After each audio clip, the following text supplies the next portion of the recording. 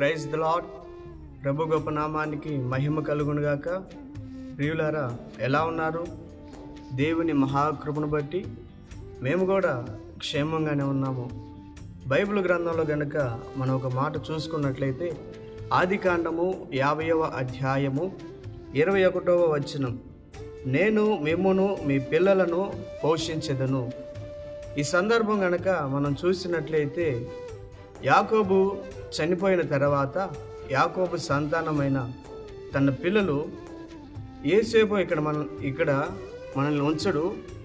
యోసేపుకు మనం చేసిన ద్రోహాన్ని బట్టి అతడు మనల్ని చంపేస్తాడు అనుకొని వీళ్ళందరూ అనుకుంటున్న సందర్భంలో వీళ్ళందరూ వచ్చి యోసేపు వాళ్ళని చూసి, భయపడమాకండి, నేను మిమ్మల్ని మీ పిల్లలను పోషించదను అని యోసేపు చెప్తాడు. అయితే ఇది నేను మీకు ఎందుకు చెప్పానంటే, ప్రభు అయిన యేసు ప్రభు కూడా మనతో అంటాడు, నేను మిమ్మల్ని పోషిస్తాను, నేను మిమ్మల్ని కాపాడుతాను, నేను మిమ్మల్ని విస్తరింప చేస్తాను, అయితే మీరు భయపడమాకండి, నేనున్నాను.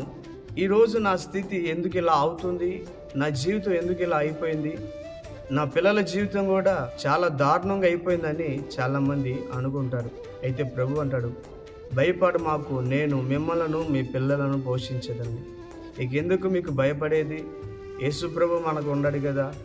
రోగమైన, ఆర్థిక సమస్యలైనా ఏది వచ్చినా దేవుడు వాటన్నిటి నుంచి మనల్ని విడిపిస్తాడు, ఆయనే మనల్ని పోషిస్తాడు.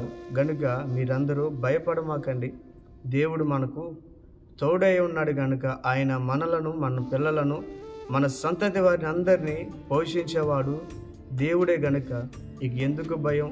నీ చింత, నీ దిగులన్నీ తీసివేసి దేవుని యందు సంతోషంగా ఉండు, దేవుని స్తుతించు, దేవుని ఆరాధించు. Praise the lord.